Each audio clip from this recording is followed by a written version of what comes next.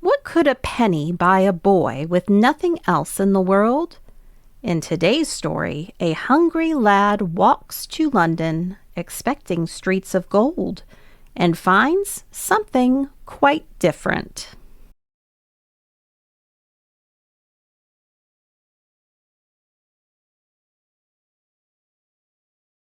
Let's look at the vocabulary and key places for our story. Take a moment to talk or think through the vocabulary and find today's story on the map. You might even compare its location to a modern atlas. If you have the lesson guide, now is a good time to pause, fill in the words you already know on the vocabulary page, and grab your blank map.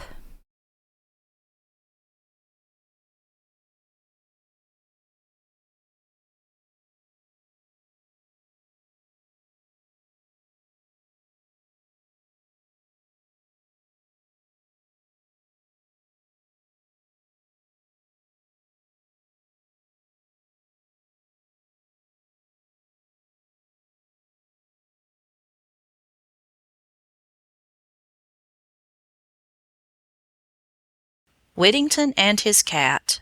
Part 1. The City. There was once a little boy whose name was Richard Whittington, but everybody called him Dick.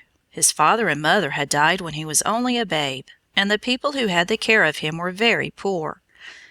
Dick was not old enough to work, and so he had a hard time of it indeed. Sometimes he had no breakfast, and sometimes he had no dinner, and he was glad at any time to get a crust of bread or a drop of milk. Now in the town where Dick lived, the people liked to talk about London. None of them had ever been to the great city, but they seemed to know all about the wonderful things which were to be seen there. They said that all the folks who lived in London were fine gentlemen and ladies, that there was singing and music there all day long, that nobody was ever hungry there, and nobody had to work, and that the streets were all paved with gold. Dick listened to these stories and wished that he could go to London. One day a big wagon drawn by 8 horses, all with bells on their heads, drove into the little town. Dick saw the wagon standing by the inn, and he thought that it must be going to the fine city of London. When the driver came out and was ready to start, the lad ran up and asked him if he might walk by the side of the wagon. The driver asked him some questions, and when he learned how poor Dick was, and that he had neither father nor mother, he told him that he might do as he liked. It was a long walk for the little lad, but by and by he came to the city of London. He was in such a hurry to see the wonderful sights that he forgot to thank the driver of the wagon. He ran as fast as he could, from one street to another, trying to find those that were paved with gold. He had once seen a piece of money that was gold, and he knew that it would buy a great many things. And now he thought that if he could only get a little bit of the pavement, he would have everything that he wanted. Poor Dick ran till he was so tired that he could run no farther. It was growing dark, and in every street there was only dirt instead of gold. He sat down in a dark corner and cried himself to sleep. When he woke up the next morning, he was very hungry, but there was not even a crust of bread for him to eat. He forgot all about the golden pavements and thought only of food. He walked about from one street to another, and at last grew so hungry that he began to ask those whom he met to give him a penny to buy something to eat. "Go to work, you idle fellow," said some of them, and the rest passed him by without even looking at him. "I wish I could go to work," said Dick. Part 2. The Kitchen. By and by Dick grew so faint and tired that he could go no farther. He sat down by the door of a fine house and wished that he was back again in the little town where he was born. The cook-maid, who was just getting dinner, saw him and called out, "What are you doing here, you little beggar? If you don't get away quick, I'll throw a pan full of hot dish-water over you. Then I guess you will jump." Just at that time the master of the house, whose name was Mr. Fitzwarren, came home to dinner. When he saw the ragged little fellow at his door, he said, "My lad, what are you doing here? I am afraid you are a lazy fellow, and that you want to live without work." "No, indeed," said Dick. "I would like to work if I could find anything to do, but I do not know anybody in this town, and I have not had anything to eat for a long time." "Poor little fellow," said Mr. Fitzwarren. "Come in, and I will see what I can do for you." And he ordered the cook to give the lad a good dinner, and then to find some light work for him to do. Little Dick would have been very happy in the new home which he had thus found, if it had not been for the cross cook. She would often say, "You are my boy now, and you must do as I tell you. Look sharp there. Make the fires, carry out the ashes, wash these dishes, sweep the floor, bring in the wood. Oh, what a lazy fellow you are!" And then she would box his ears, or beat him with the broomstick. At last, little Alice, his master's daughter, saw how he was treated, and she told the cook she would be turned off if she was not kinder to the lad. After that, Dick had an easier time of it, but his troubles were not over yet, by any means. His bed was in a garret at the top of the house, far away from the rooms where the other people slept. There were many holes in the floor and walls, and every night a great number of rats and mice came in. They tormented Dick so much that he did not know what to do.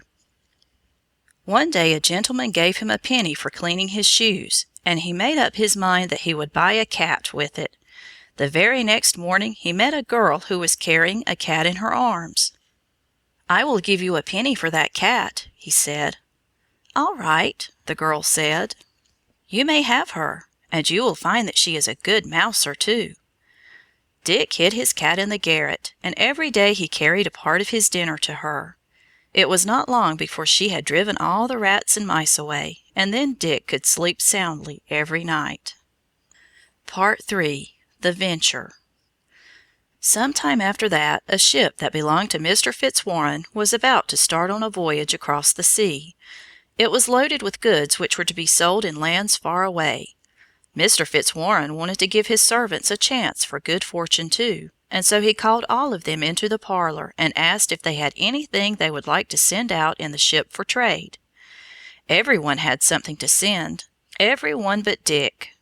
And as he had neither money nor goods, he stayed in the kitchen and did not come in with the rest. Little Alice guessed why he did not come, and so she said to her papa, "Poor Dick ought to have a chance too. Here is some money out of my own purse that you may put in for him." "No, no, my child," said Mr. Fitzwarren. "He must risk something of his own." And then he called very loud, "Here, Dick, what are you going to send out on this ship?" Dick heard him and came into the room. "I have nothing in the world," he said, "but a cat which I bought some time ago for a penny." "Fetch your cat, then, my lad," said Mr. Fitzwarren, "and let her go out. Who knows but that she will bring you some profit?" Dick, with tears in his eyes, carried poor Puss down to the ship and gave her to the captain.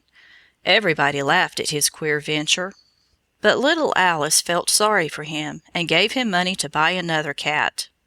After that, the cook was worse than before. She made fun of him for sending his cat to sea. "Do you think," she would say, "that a puss will sell for enough money to buy a stick to beat you?" At last Dick could not stand her abuse any longer, and he made up his mind to go back to his old home in the little country town. So very early in the morning on All Hallows Day he started.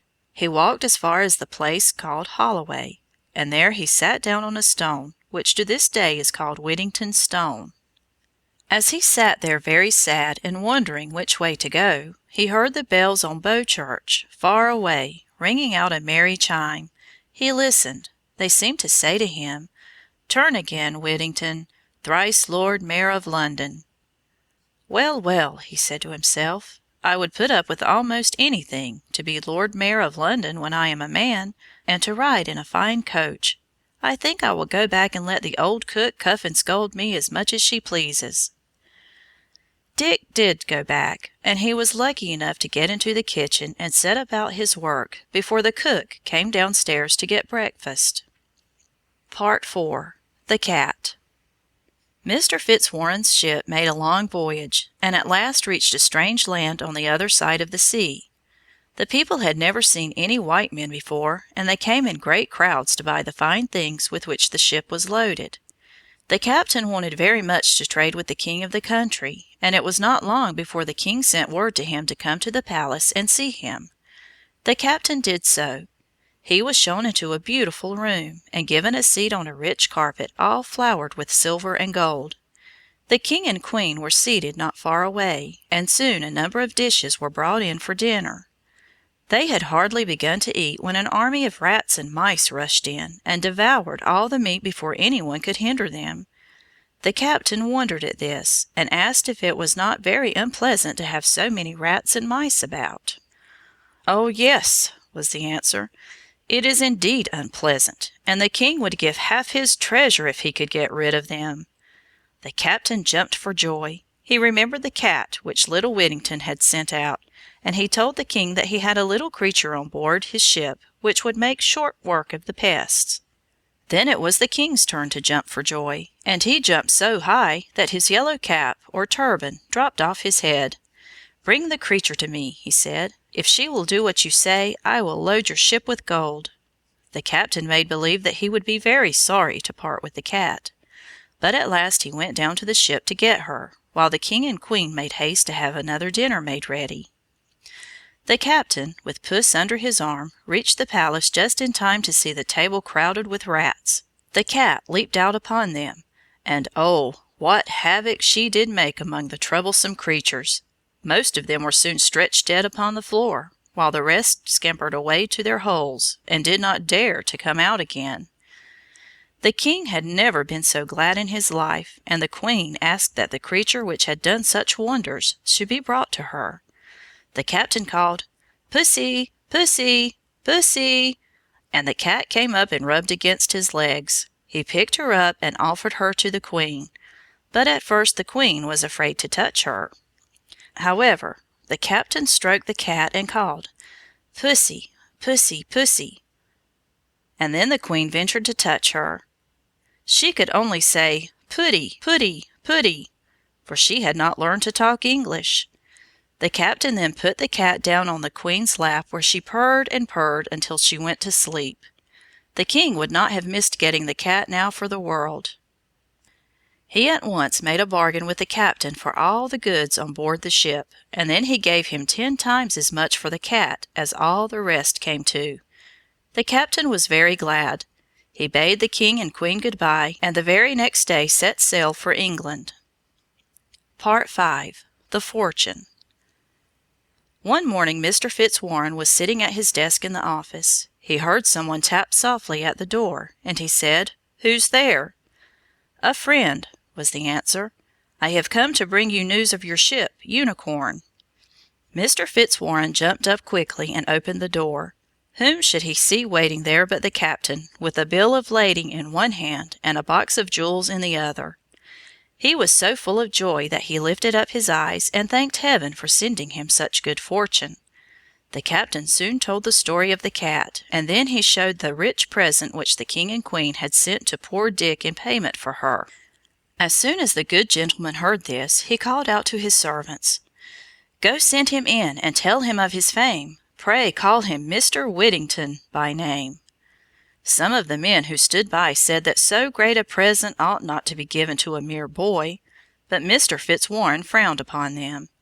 "It is his own," he said, "and I will not hold back 1 penny from him." Dick was scouring the pots when word was brought to him that he should go to the office. "Oh, I am so dirty," he said, "and my shoes are full of hobnails." But he was told to make haste. Mr. Fitzwarren ordered a chair to be set for him, and then the lad began to think that they were making fun of him. "I beg that you won't play tricks with a poor boy like me," he said. "Please let me go back to my work." "Mr. Whittington," said Mr. Fitzwarren, "this is no joke at all. The captain has sold your cat, and has brought you in return for her more riches than I have in the whole world." Then he opened the box of jewels and showed Dick his treasures. The poor boy did not know what to do. He begged his master to take a part of it, but Mr. Fitzwarren said, "No, it is all your own, and I feel sure that you will make good use of it." Dick then offered some of his jewels to his mistress and little Alice. They thanked him and told him that they felt great joy at his good luck, but wished him to keep his riches for himself. But he was too kind-hearted to keep everything for himself. He gave nice presents to the captain and the sailors, and to the servants in Mr. Fitzwarren's house. He even remembered the cross old cook. After that, Whittington's face was washed, and his hair curled, and he was dressed in a nice suit of clothes, and then he was as handsome a young man as ever walked the streets of London. Some time after that there was a fine wedding at the finest church in London, and Miss Alice became the wife of Mr. Richard Whittington, and the Lord Mayor was there, and the great judges and the sheriffs and many rich merchants, and everybody was very happy. And Richard Whittington became a great merchant, and was one of the foremost men in London. He was sheriff of the city and thrice Lord Mayor, and King Henry V made him a knight. He built the famous prison of Newgate in London. On the archway in front of the prison was a figure cut in stone of Sir Richard Whittington and his cat, and for 300 years this figure was shown to all who visited London.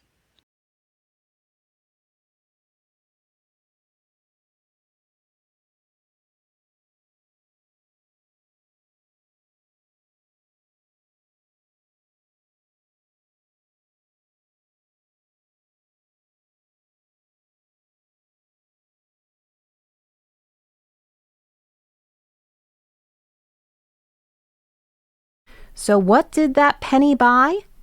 A cat. And the cat made his fortune.